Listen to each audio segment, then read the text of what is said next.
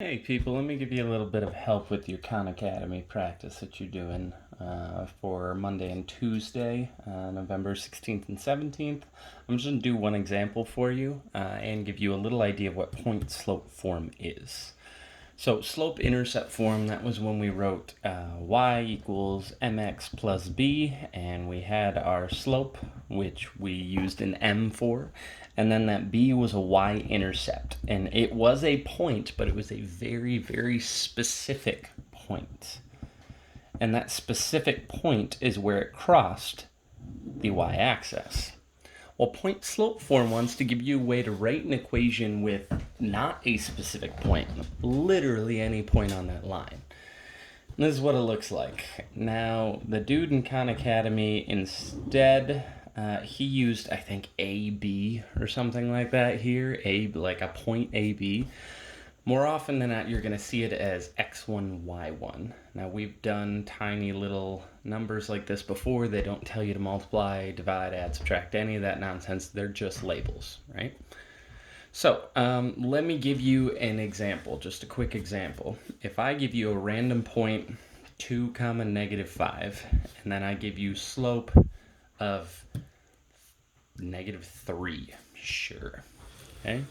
If I want to write this in point slope form, well, this is my slope, obviously.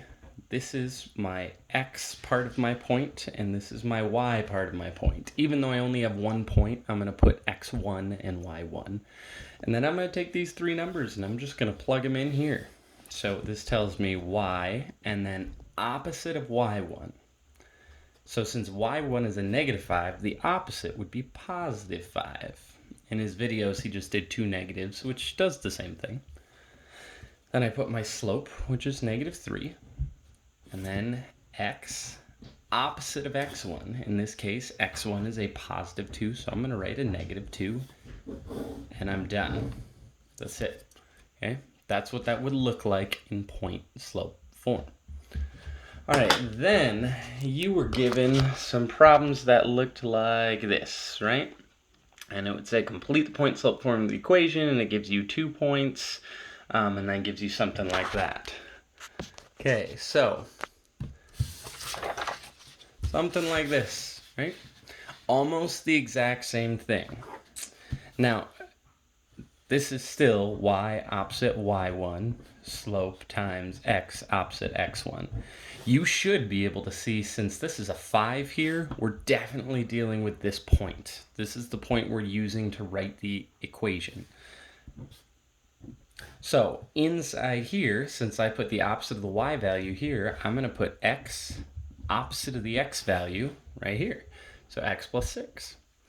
Now the only other thing that you need to find is the slope, and you have two different points.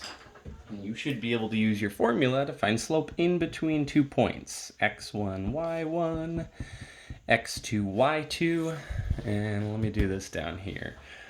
So my slope is y2 minus y1 over x2 minus x1.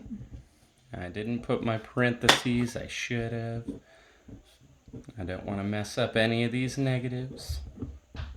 Okay, so 5 minus a negative 1, that's 5 plus 1, which is 6.